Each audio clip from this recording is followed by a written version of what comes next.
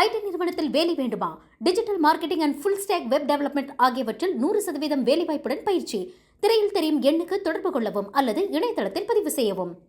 உலக முதலீட்டாளர் மாநாட்டில் பங்கேற்ற சிட்ரியோன் மின் வாகன நிறுவன ஆலோசகர் ஸ்ரீஹரியோடு நமது செய்தியாளர் திலகவதி உரையாடுவதை பார்க்கலாம். திலகவதி, தற்பொழுது அங்க உலக முதலீட்டாளர் மாநாட்டில் 2வது நாள்ல இருக்கிறீங்க. அங்க இருக்கக்கூடிய விவரங்கள் என்ன? நிறைய ஸ்டார்ட் அப் நிறுவனங்களுடைய சிஇஓ கிட்ட நம்ம நிறைய விஷயங்களை பேசுறோம். உங்களுக்கு இருக்கக்கூடிய கலை நிலவரங்களை நீங்க பதிவு. கரெக்ட் கார்த்திகா, நம்ம நேற்று காலையிலிருந்தே பல்வேறு கள தகவல்களையும் முக்கியமான வல்லுநர்கள், ஆலோசகர்கள், நம்மளுடைய தமிழக மினிஸ்டர்ஸ் அப்படின்னு நிறைய பேர்த்தினுடைய பேட்டிகளை வழங்கிட்டு இருக்கோம். அந்த வகையில் நிறைய ஸ்டார்ட் அப்ஸ் இருக்காங்க, எஸ்டாப்ளிஷ்ட் கம்பெனிஸ் இருக்காங்க. இன்னைக்கு நம்ம கூட இருக்கிறவர் Srihari, Citroen electrical vehicle manufacturers அதனுடைய கன்சல்டன்ட் நம்ம கூட இருக்கிறாரு. அவர்கிட்ட நம்ம பேசலாம். ஸ்ரீஹரி, இப்போ எலக்ட்ரானிக் வெஹிக்கிள்ஸ் நிறைய இட் இஸ் ரேவிங் அபவுட். தமிழ்நாட்டிலையும் எலக்ட்ரானிக் வெஹிக்கிள்ஸ் நிறைய இருக்கு, எலக்ட்ரிக் வெஹிக்கிள்ஸ் நிறைய இருக்கு. இப்போ நேத்து நடந்த அனௌன்ஸ்மெண்ட்ல கூட ஒரு பிக் டிக்கெட் அனௌன்ஸ்மெண்ட், வின்ஃபாஸ்ட் 16,000 கோடி இங்க இன்வெஸ்ட் பண்றாங்க.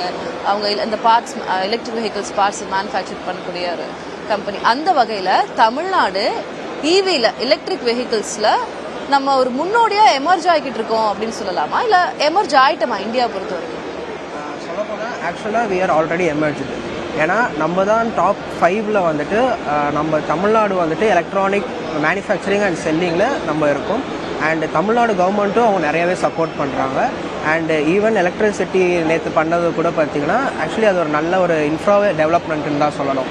ஸோ இதனால் இன்னும் நிறைய பேர் எலக்ட்ரிக் கார் இன்னும் அப்கமிங் டேஸில் பர்ச்சேஸ் பண்ணால் they will get good charging infra around the Tamil Nadu.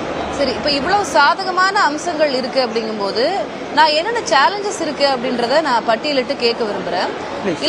Electric vehicles ஒன்று, அது ரொம்ப காஸ்ட்லியானது. இப்போ நம்ம கன்வென்ஷனல் வெஹிக்கிள்ஸ் கார் கம்பேர் பண்ணும்போது electric vehicles double the amount, இல்லை அதை விட ஜாஸ்தியா இருக்கு.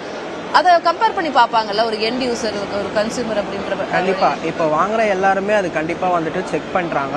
ஸோ அப்படின்னு பார்க்கும்போது நம்ம ஒரு பெட்ரோல் ஆர் டீசல் கார் ஒரு 10 lakhs பர்ச்சேஸ் பண்ணுறோம் அப்படின்னா அது ஃபியூலோட எக்ஸ்பென்ஸ் அவங்க கால்குலேட் பண்ணாலே அது எங்கேயோ போயிடும். பட் எலக்ட்ரிக் இது ஒன் டைம் இன்வெஸ்ட்மெண்ட் மாதிரி தான்.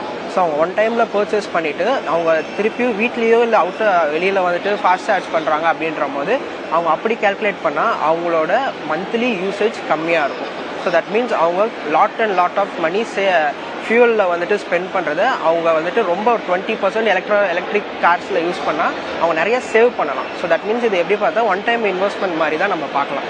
அது புரிஞ்சுக்க முடியுது. இப்போ தமிழ்நாடு எலக்ட்ரிக் வெஹிக்கிள்ஸ் இங்கே நிறைய இருக்கு அப்படின்னு சொன்னாலும் ஃபுல் ஃபிளெஜ்டா வரதுக்கு it is going to take a very long time. ஏன்னா அதுக்கான இன்ஃப்ராஸ்ட்ரக்சர் நமக்கு இருக்கா, சார்ஜிங் ஸ்டேஷன்ஸ் இருக்கா, அதெல்லாம் நம்ம கரெக்டா வச்சிருக்கோமா, அப்படி இதெல்லாம் சேலஞ்சஸ் இல்லையா? அதெல்லாம் எப்படி ஓவர் கம் பண்ண போறோம்? அதுக்கான வழிகாட்டு நெறிமுறைகள்லாம் என்ன இருக்கு? ரொம்பவே simple. And Tamil Nadu have more charging stations இப்போ வரைக்குமே.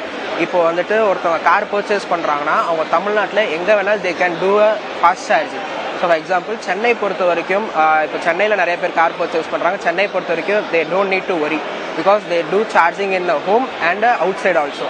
ஃபார் எக்ஸாம்பிள் நீங்கள் இப்போ ஹைவேஸில் போகிறீங்க, அங்கே எனக்கு சார்ஜிங் என்ன ஆகும் அப்படின்னு நீங்கள் ஃபீல் பண்ணிங்கன்னா you don't need to worry because ஹைவேஸ்லையும் சரி நிறைய மெயின் சிட்டிஸ்லையும் they have lot of charging station. இப்போ பெட்ரோல்னா நம்ம போவோம், பெட்ரோல் போடுவோம், ஃபில் பண்ணுவோம், வெளியில் வந்துடுவோம், 5 நிமிஷம் வேலை.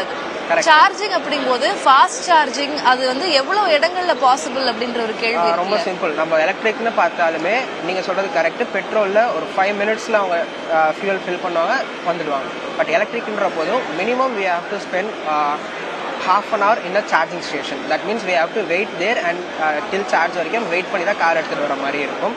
அண்ட் கண்டிப்பாக நம்ம சார்ஜின்ற போது மொபைல் கூட தான் நம்ம யூஸ் பண்ணுறோம். அதே மாதிரி தான் சார்ஜ் பண்ணுறோம். நம்ம சார்ஜ் போட்டு யூஸ் பண்ணுறது அதே மாதிரி தான் காரும் சார்ஜ் போட்டு யூஸ் பண்ணக்கூடாது. அப்போ தான் உங்களுக்கு கரெக்டாக சார்ஜிங் ஆகும். இன்ஃப்ராஸ்ட்ரக்சர் தேவைப்படுது இல்லையா தமிழகத்தில்? அண்ட் இருக்கு. ஸோ ஹைவேஸ் பொறுத்த வரைக்குமே உங்களுக்கு நிறைய ஃபாஸ்ட் சார்ஜிங் இருக்கு. இப்போ ஃபார் எக்ஸாம்பிள் இப்போ ரீசெண்ட் டேஸாக நீங்கள் பார்த்தீங்கன்னா தெரியும், ஹைவேஸில் இருக்கிற ஹோட்டல் ஓனர்ஸ், அதான் ஹைவேஸில் ஹோட்டல் இருக்கும் லாங் போகும்போது, அந்த மாதிரி ஹோட்டல் ஓனர்ஸில் இருக்கவங்க கூட they have a charging stations in front of his hotel. So என்னன்னு பார்த்தா அது எல்லாருக்குமே ஒரு பிஸ்னஸ் ஆப்பர்ச்சுனிட்டியாக தான் பார்க்குறாங்க. ஸோ எப்படின்னு பார்த்தா நம்ம வெளியில் ஃபாஸ்ட் சார்ஜ் பண்ணும்போது they will like collect some amount from us. So சார்ஜிங்க்கு வந்துட்டு சேமே அந்த இப்போ 1 hour வெயிட் பண்ணுறோன்னா 1 hour சார்ஜிங் போடுறோம். அதுக்கான வழிமுறை இருக்கு, ஆனா அது கொஞ்சம் டைம் கன்சூமிங் தான் compared to conventional. Correct. But அது அவங்க பிஸ்னஸ் பார்க்குறனால தேர் இம்ப்ரூவிங். ஸோ ஹோட்டலில் சாப்பிடும் போது தேல் கெட் பிஸ்னஸ் அண்ட் வெளில சார்ஜிங் தேல் கெட் பிஸ்னஸ் ஆக்சுவலி. இப்போ எலக்ட்ரிக் வெஹிக்கிள்ஸ்ல நம்ம பேட்டரிஸ் தான் பயன்படுத்துவோம். சே லித்தியம் அயான் இல்லைன்னா என்ன கைண்ட் ஆஃப் பேட்டரிஸ்.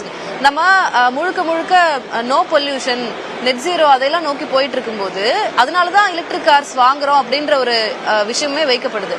ஆனா இந்த பேட்டரிஸ் எல்லாம் எப்படி டிஸ்போஸ் பண்ணுவோம், அதை மேனுஃபேக்சர் பண்றதுக்கான வசதி நம்ம கிட்ட இருக்கா ஒண்ணு. அதை தாண்டி இப்ப அதுவும் வந்து ஒரு சுற்றுச்சூழல் சீர்கேடு தானே, அதை எப்படி டிஸ்போஸ் பண்ணுன்றதுக்கான வழிகாட்டு நெறிமுறைகள் நமக்கு வேணும்ல. Already India have initiated the things actually. இப்போ பேட்டரி எலக்ட்ரிக் சார்ஜர் மேனுஃபேக்சர் பண்றவங்களே அவங்க பேட்டரிஸை ரீசைக்கிள் பண்ணவும் டிஸ்போஸ் பண்ணவும் தே ஸ்டார்ட் டூயிங். அண்ட் அது main of the global MNC companies they start doing. So இந்தியாவில் எவ்வளோக்கு எவ்வளோ கார்ஸ் வந்துட்டு நிறையா சேல் ஆகுதோ அவ்வளோக்கு எவ்வளோ கண்டிப்பாக பேட்டரியும் நிறையா வரும் ஃபியூச்சரில். அப்படின்ற போது they are already prepared for the disposal and recycling of the batteries. Right. கடைசியா ஒரு கேள்வி, தமிழ்நாட்டில் என்ன ஃபர்டைலான கண்டியூசிவான சிச்சுவேஷன்ஸ் இருக்கு எலக்ட்ரிக் வெஹிக்கிள்ஸ் இவ்வளவு ஃபிளரிஷ் ஆகிறதுக்கு, என்ன சாதகமான அம்சங்கள் இருக்கிறதா நீங்க பாக்குறீங்க? சிம்பிள். ஒரு 2 years முன்னாடி எலக்ட்ரிக் காரை பற்றி, எலக்ட்ரிக் காரோ பைக்கோ அவங்க சொன்னாலே பீப்புள்ஸ் வில் திங்க் எலக்ட்ரிக்கா அப்படின்ட்டு.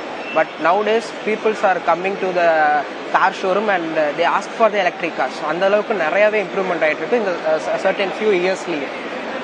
அண்ட் இன்னும் ஃபியூச்சரில் பார்த்தீங்கன்னா இப்போ வரைக்கும் Tamil Nadu government are supporting electric cars. எப்படின்னு பார்த்தீங்கன்னா இந்த ரோட் டேக்ஸ் வந்து 15, 18, 20% சொல்லுவாங்க for the petrol and diesel cars. அது லேக்ஸ்ல வரும். பட் எலக்ட்ரிக் கார்ஸ்க்கு அது totally free. That means zero road tax. Okay Srihari, thank you so much. இன்னைக்கு வந்து நிறைய விஷயங்களுக்கு கூட பகிர்ந்துக்கிட்டீங்க எலக்ட்ரிக் வெஹிக்கிள்ஸ் பத்தி. Thank you so much. ஐடி நிறுவனத்தில் வேலை வேண்டுமா? Digital marketing and full stack web development ஆகியவற்றில் 100% வேலைவாய்ப்புடன் பயிற்சி. திரையில் தெரியும் எண்ணுக்கு தொடர்பு கொள்ளவும் அல்லது இணையதளத்தில் பதிவு செய்யவும்.